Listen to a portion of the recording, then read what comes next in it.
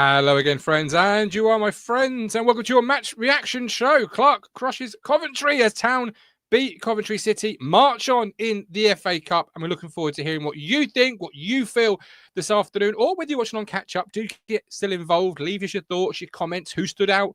What did you particularly like? What would you like to take forward into the Aston Villa game, which obviously is maybe a little bit more important up next, but it's great to get a win, great to get that momentum, that confidence. You know, heavens know we've needed it. Cuno says, great minutes from the lads. Onwards we go. Pal Andy says, please for Clarke and birthday boy Jaden. Harps, shame for Smods. Well taken goal against Championship team on the up.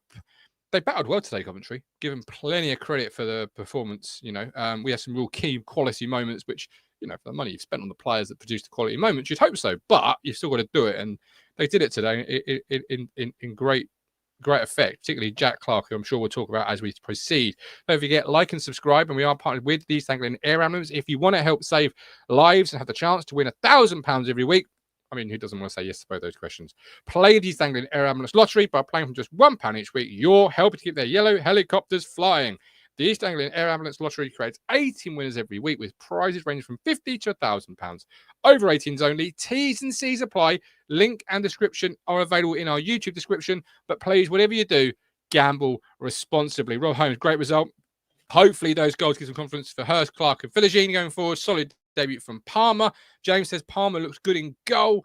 Jack said, if we do go down next year, we should watch the Championship. Well, if only life was that easy, Jack. But I'll, from this moment in time, share the sentiment and ride it high. Right, Steve, welcome in. How are you doing? You're joining me first and foremost. I'm fine. I'm much better after that. Oh, yeah. Good.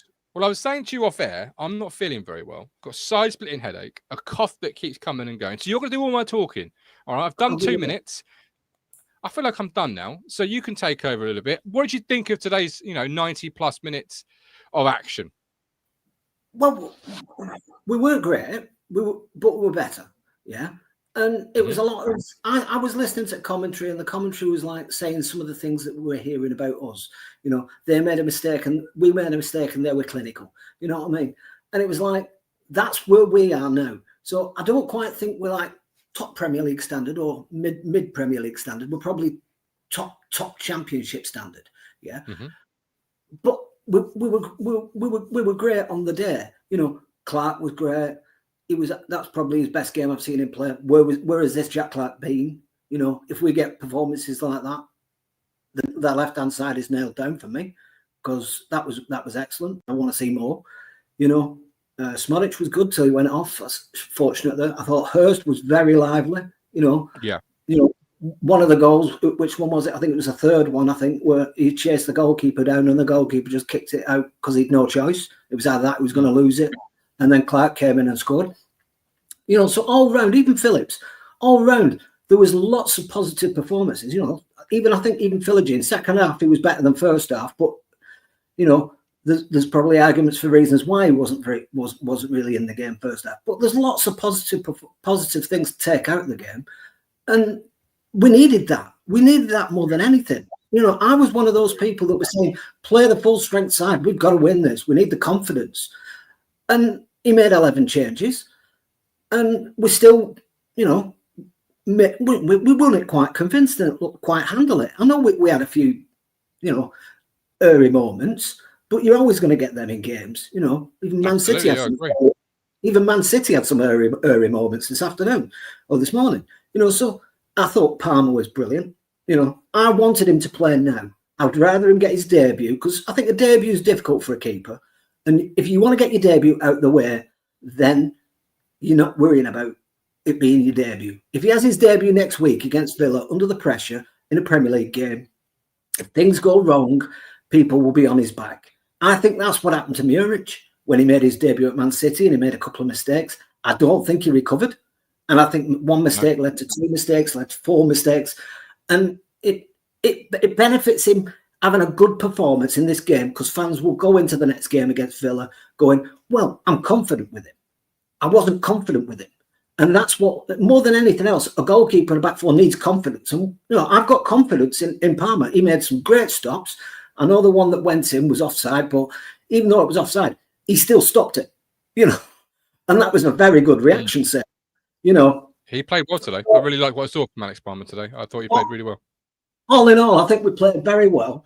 We showed we're capable of playing football well. We showed we're capable of playing faster, because we did play a bit faster today. We also had aggression and determination. I haven't seen that much of that recently, and we need that. That's free. That doesn't cost anything. It doesn't cost you a £50 million player. It's free. Going on a football pitch and being aggressive, a little bit like Delap is. He's got aggression. He's got desire. I don't see it from enough players on the field. Half of them are running around as if they're just like coasting through the game. Get in the tackle, get in the challenge, chase after your player, a bit like Hurst did today. Chased after the goalkeeper and forced the goalkeeper to make a mistake. We need to do more of that, even if it's defending. Throw your bodies in front of the ball. Do something. That goal were, like I said before, that worried me, where the goal where he saved it, and then all the defenders were stood there watching.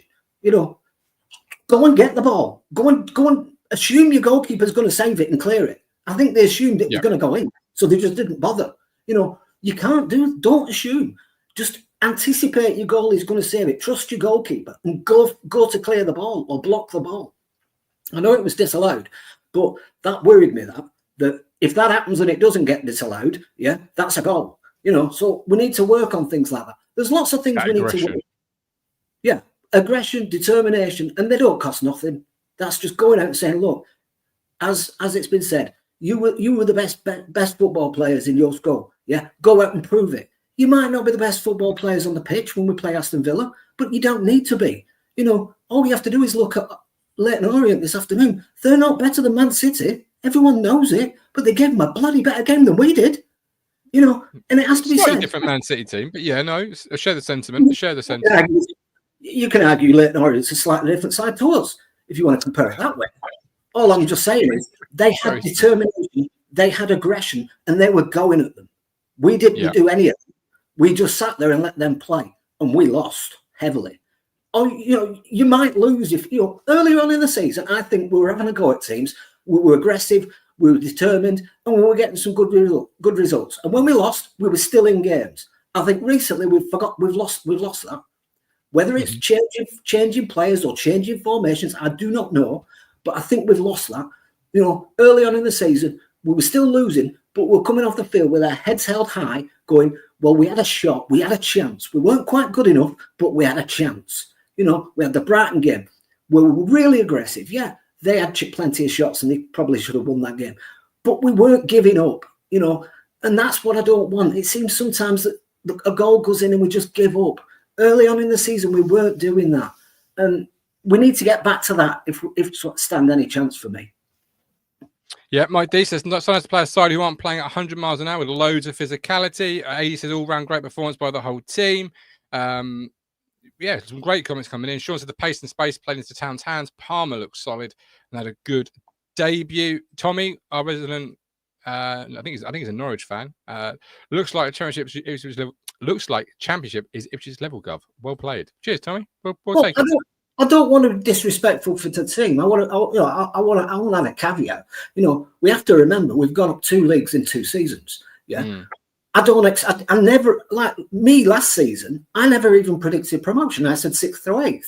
Yeah. So we're ahead of my expectation. I think we're ahead of the club's expectation. And you can't automatically assume, well, we got promoted, so we're automatically a Premier League team. No, we're not. We still got. Well, no, but it does show how far we've come in the short amount of time. If you look at most Premier League teams or Premier League teams who's gone up, they've built a base in the Championship before going up. Yeah.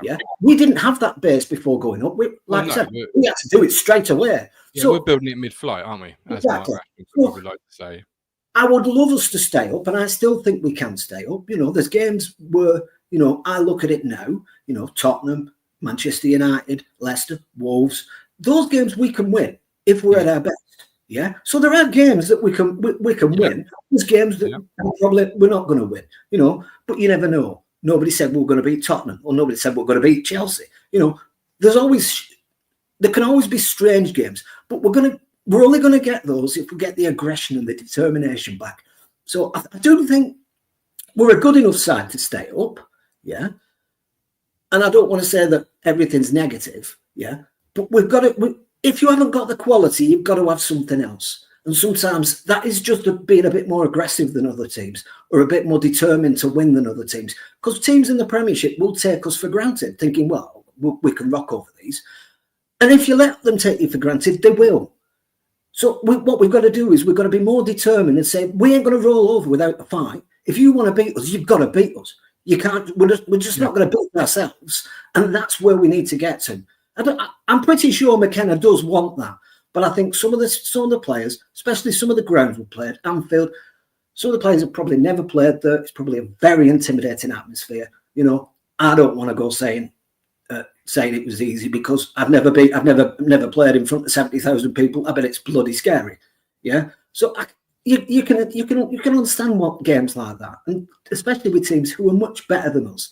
And we can't be that disillusioned that, you know, we can compete. Against most of these teams, they've had 500,000, nearly £1 billion spent on them. We haven't.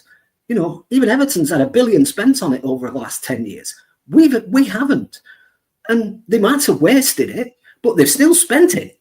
Okay, so obviously back to today, and I hear what you're saying. You know, that desire is free, and we had plenty of it today. We had plenty of quality today as well, and you know, lots of comments coming in, lots of positivity, and I think that's what we needed. I think we needed that positivity around the football club, that shot of confidence, momentum, something to take into next week, which of course is Aston Villa. But as we close, unless anybody else wants to join the show, which you're more than welcome to, I will hang around for a few more minutes, despite the pain I'm feeling. If you do want to join us, I'll be very quick. But while we wait, and if no one does, that's absolutely fine. Who was your man of the match today, Stephen?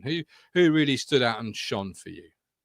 It would have to be Jack Clarke, because he's needed a performance like that. You know, there's been glimpses of it in games. You know what I mean? But he really shone. You know, the ball. He was always looking to do something.